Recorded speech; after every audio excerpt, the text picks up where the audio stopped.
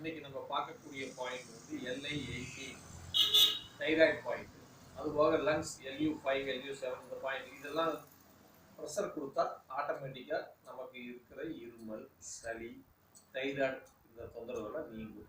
இது எப்படிங்கிறது இன்னைக்கு காட்டுறேன். இது LU7 அப்படிங்கிறது நம்ம கையிலிருந்து இது வந்து 2 விரல் வச்சா இங்கே வரும். நம்ம ஏற்கனவே சொல்லியிருக்கிறோம். இது வந்து இடமிருந்து வளமாகவும் வளமிருந்து இடமாகவும் ஒரு 2 நிமிஷம் கொடுத்தீங்கன்னா இந்த மார்பு நுரையீரல் தொந்தரவுகள் வந்து இது சரியாகும்.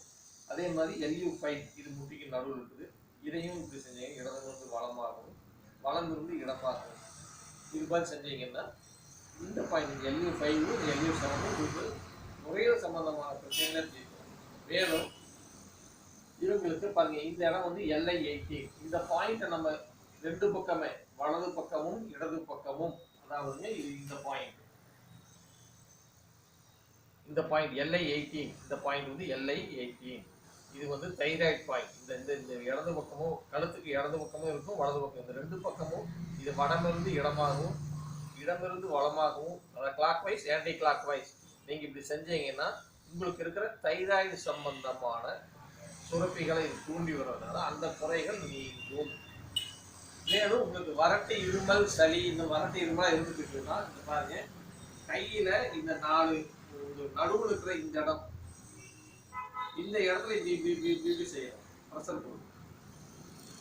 நேரா இந்த பக்கம் நேரம், இந்த பக்கம் நேரம், இந்த பக்கம் நேரம் கரெக்டாக இப்படி ப்ரெஷர் கொடுத்தீங்கன்னா உங்களுக்கு வறட்டு இருமல் சரியாகும். இது கையிலையும் செய்யணும், காலிலையும் செய்யணும். காலையும் கரெக்டாக நடுவில் இருக்கிற 3 நடுவில் கரெக்டாக இடமிருந்து வளமாக ஒரு இருந்தீங்கன்னா இது உங்களுக்கு வர இருக்கும். இது நீங்க ரெகுலரா செய்யணும். நன்றி நண்பர்கள்.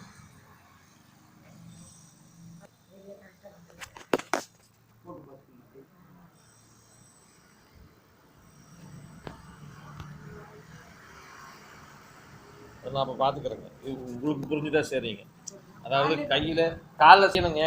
அப்புறம் நீங்கள் சேலை கட்டியிருக்கிறீங்க.